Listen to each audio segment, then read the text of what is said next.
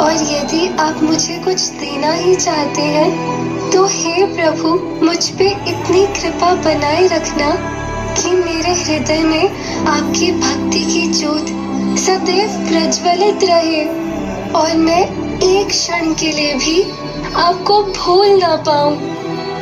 प्रहलाद, मैं तुम्हें आशीर्वाद देता हूं कि अब से हर जगह, हर वस्तु और हर चीज में मुझी को पाओगे। तथास्तु।